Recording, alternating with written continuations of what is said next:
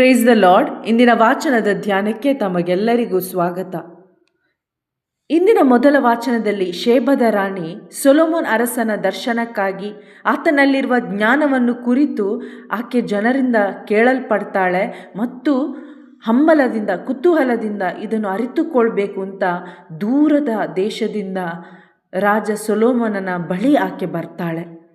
ಆಕೆ ಹೇಳ್ತಾಳೆ, ನಾನು ನನ್ನ ದೇಶದಲ್ಲಿ ನಿಮ್ಮ ಜ್ಞಾನವನ್ನು ಸಾಧನೆಯನ್ನು ಕುರಿತು ಕೇಳಿದ್ದು ಸತ್ಯವಾಗಿದೆ. ಮೊದಲು ನಾನು ನಂಬಲಿಲ್ಲ, ಈಗ ಕಣ್ಣಾರೆ ನೋಡಿದ ಮೇಲೆ ನಿಮ್ಮ ಜ್ಞಾನ ವೈಭವಗಳು ನಾನು ಕೇಳಿದ್ದಕ್ಕಿಂತ ಮಿಗಿಲಾಗಿವೆ. ಜನರು ನನಗೆ ಹೇಳಿದ ಅರ್ಧದಷ್ಟು ಕೂಡ ನನಗೆ ಅದನ್ನು ವರದಿ ಮಾಡಿಲ್ಲ ಅವರು ಅಂತ ಹೇಳ್ತಾಳೆ. ಹೀಗೆ ಅನ್ಯ ಧರ್ಮೀಯಳಾದ ಆಕೆ ಇಸ್ರಾಯೇಲ್ ದೇವರಿಗೆ ಸ್ತೋತ್ರ ಸಲ್ಲಿಸುತ್ತಾಳೆ. ಈ ಜ್ಞಾನದ ಮೂಲ ದೇವರೇ ಅಂತ ಹೇಳಿ ಆಕೆ ಗುರುತಿಸುತ್ತಾಳೆ. ಪ್ರಿಯರೇ, ಇವತ್ತು ನಾವು ಜ್ಞಾನದ ಮೂಲವಾಗಿರುವ ದೇವರನ್ನು ಗುರುತಿಸಿದ್ದೇವೆ. ನಾವಿಂದು ಯಾವ ಜ್ಞಾನದ ಹಿಂದೆ ಓಡ್ತಾ ಇದ್ದೇವೆ?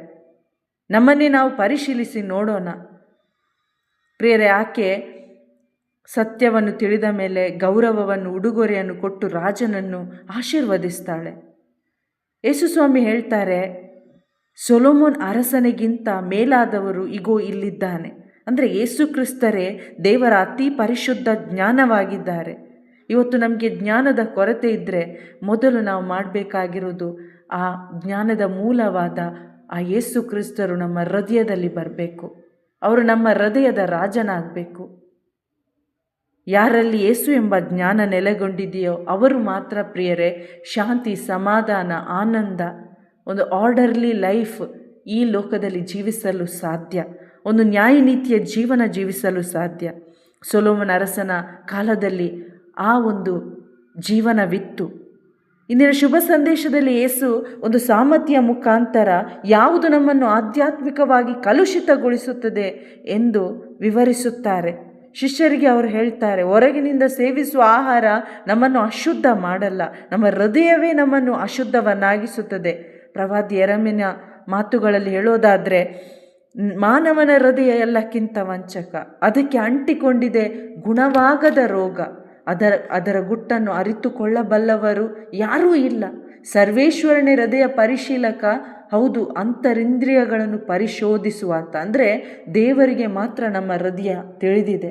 ಹಾಗಾದರೆ ಹೊರಗಡೆ ಇರುವ ಯಾವುದೇ ಹೊರಗಡೆಯಿಂದ ಸ್ವೀಕಾರ ಮಾಡುವ ಆಹಾರ ಪದಾರ್ಥಗಳು ಅದು ನಮ್ಮ ಹೃದಯವನ್ನು, ನಮ್ಮ ಆಧ್ಯಾತ್ಮಿಕ ಜೀವನವನ್ನು ಶುದ್ಧ ಮಾಡಲು ಅಥವಾ ಅಶುದ್ಧ ಮಾಡಲು ಅದಕ್ಕೆ ಸಾಧ್ಯವಿಲ್ಲ.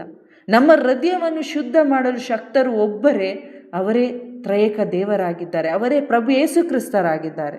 ನಮ್ಮ ಸ್ವಂತ ಪ್ರಯತ್ನದಿಂದಲೂ ಕೂಡ ಪ್ರಿಯರೇ ನಮಗೆ ನಮ್ಮ ಅಂತರಂಗ ಶುದ್ಧ ಮಾಡಲು ಸಾಧ್ಯವಿಲ್ಲ.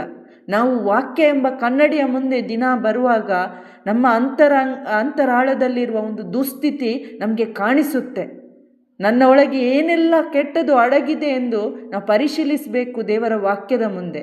ಅವರನ್ನು ಇವರನ್ನು ಕಂಪೇರ್ ಮಾಡಿ ಅಲ್ಲ, ಅವರು ಚೆನ್ನಾಗಿದ್ದಾರೆ, ಇವರು ಚೆನ್ನಾಗಿಲ್ಲ, ಅವರು ಹಾಗಿದ್ದಾರೆ, ನಾನು ಅವರಿಗಿಂತ ಕಡೆಯಾಗಿದ್ದೇನೆ ಅಥವಾ ಮೇಲಾಗಿದ್ದೇನೆ ಅಂತ ನಾವು ಬೇರೆಯವ್ರ ಜೊತೆ ಕಂಪೇರ್ ಮಾಡೋದಲ್ಲ. ಬದಲಾಗಿ ನಾವು ದೇವರ ವಾಕ್ಯದ ಮುಂದೆ ನಮ್ಮನ್ನೇ ನಾವು ಪರಿಶೀಲಿಸಿ ನೋಡಿದಾಗ ನಮ್ಮ ದುಸ್ಥಿತಿ ನಮಗೆ ಕಾಣಸಿಗುತ್ತೆ. ದುಸ್ಥಿತಿ ನಾವು ನೋಡುವಾಗ ಮೊದಲನೇದಾಗಿ ನಾವು ಮಾನಸಾಂತರಗೊಳ್ಬೇಕು, ದೇವರ ಮುಂದೆ ಪಶ್ಚಾತ್ತಾಪ ಪಡಬೇಕು, ಈ ಪಾಪಕ್ಕಾಗಿ ಕ್ಷಮೆ ಯಾಚಿಸಬೇಕು ಮತ್ತು ನಮ್ಮನ್ನು ಪರಿಶುದ್ಧಗೊಳಿಸುವ ಆ ಯೇಸು ಕ್ರಿಸ್ತರನ್ನು, ಆ ಯೇಸು ಕ್ರಿಸ್ತರ ಆತ್ಮವನ್ನು ನಾವು ಅವಲಂಬಿಸಬೇಕು, ಅವರಲ್ಲಿ ಪ್ರಾರ್ಥಿಸಬೇಕು. ನನಗೆ ಈ ಬಲ ಕೊಡಿ, ನಾನು ನಿಮ್ಮಂತೆ ಪರಿಶುದ್ಧಳಾಗಲು ಬಯಸ್ತೇನೆ, ನನಗೆ ಸಹಾಯ ಮಾಡಿರಿ ಅಂತ ನಾವು ಕೇಳುವಾಗ ಖಂಡಿತ ಅವರು ನಮ್ಮ ಒಂದೊಂದು ಆಲೋಚನೆಗಳಲ್ಲಿ ಆ ಪರಿಶುದ್ಧತೆಯನ್ನು ಸುರಿಸುತ್ತಾರೆ. ಪ್ರಿಯರೇ, ನಾವು ದೇವರ ಪರಿಶುದ್ಧತೆಯಲ್ಲಿ ಭಾಗಿಯಾಗಬೇಕು ಅಂತ ದೇವರು ಬಯಸ್ತಾರೆ, ನಮ್ಮ ಪಿತ ಬಯಸ್ತಾರೆ. ಕ್ರಿಸ್ತ ಯೇಸುವೆ ನಮ್ಮ ಜ್ಞಾನ ಮೂಲವಾಗಿದ್ದಾರೆ. ನಮ್ಮ ಪಾವನತೆ, ಪರಿಶುದ್ಧತೆ, ನಮ್ಮ ಬಿಡುಗಡೆ ಕ್ರಿಸ್ತ ಯೇಸುವಲ್ಲಿ ಇದೆ. ಯಾರು ಕ್ರಿಸ್ತ ಯೇಸುವಲ್ಲಿ ಇದ್ದಾರೋ ಅವರಿಗೆ ಮಾತ್ರ ಪ್ರಿಯರೇ ಈ ಒಂದು ಸಮೃದ್ಧಿಯ ಜೀವನವನ್ನು ಜೀವಿಸಲು ಸಾಧ್ಯ. ಹಾಗಾದರೆ ಯೇಸು ಕ್ರಿಸ್ತರನ್ನು ಗುರಿಯಾಗಿಟ್ಟು ಓಡೋಣ, ವಾಕ್ಯೋಪದೇಶದಲ್ಲಿ, ದೇವರ ವಾಕ್ಯದಲ್ಲಿ ನಾವು ಮಗ್ನರಾಗೋಣ ಮತ್ತು ಈ ವಾಕ್ಯ ನಮ್ಮನ್ನು ಶುದ್ಧಗೊಳಿಸುತ್ತೆ ಮತ್ತು ಈ ಶುಭ ಸಂದೇಶವನ್ನು, ಈ ಸತ್ಯ ಸಂದೇಶವನ್ನು ಎಲ್ಲರಿಗೂ ಸಾರೋಣ. ಆಮೆನ್. Praise the lord.